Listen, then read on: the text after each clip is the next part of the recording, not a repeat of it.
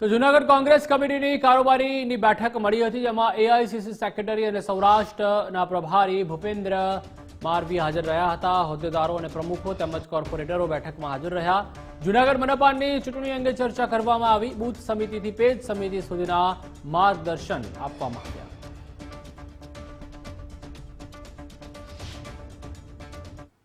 આજરોજ હરિયાણાના પૂર્વ ધારાસભ્ય અને સૌરાષ્ટ્ર ઝોનના એઆઈસીસી માંથી નિયુક્ત થયેલ પ્રભારી આદરણીય શ્રી ભૂપેન્દ્ર મારવીજીની અધ્યક્ષતામાં 86 જૂનાગઢ વિધાનસભાની સમીક્ષા બેઠક રાખવામાં આવેલ છે।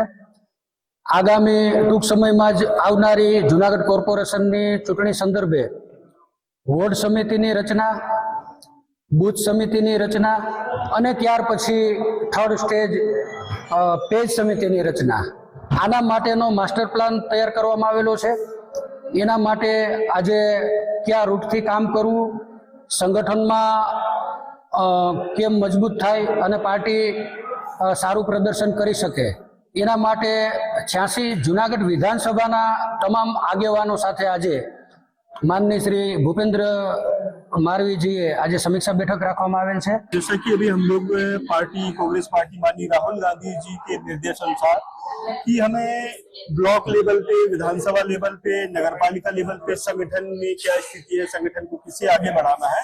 तो मैं इसके पहले पूर्व में जब मुझे एआईसीसी की तरफ से गुजरात से प्रभारी के रूप में मुझे काम करने का मौका मिला, फिर अभी जो बैठक चल रही है जूनागढ़ असेंबली में कि यहाँ पे संगठन की क्या स्थिति है, हम संगठन को कैसे मजबूत करें ताकि माननीय हमारे राहुल गांधी जी के सपने की गुजरात में कैसे कांग्रेस की सरकार बने। तो हम लोग नीचे लेवल पे जाने का प्रयास कर रहे हैं। अभी हम असेंबली लेवल पे हैं, फिर आने वाले समय में तालुका लेवल पे जाएंगे और कोशिश करेंगे जैसे पार्टी के हमारे दिशा निर्देश रहेंगे, जैसे हमारे प्रभारी माननीय मुकुल वात्सनिक जी के निर्देश अनुसार कि हम बूथ लेवल पे भी कैसे पहुंचे और हम संगठन को कैसे मजबूत करें ताकि आने वाले समय में हम लोग यहाँ पे गुजरात में कांग्रेस की सरकार बना सके और संगठन को अच्छे से मजबूत कर सके।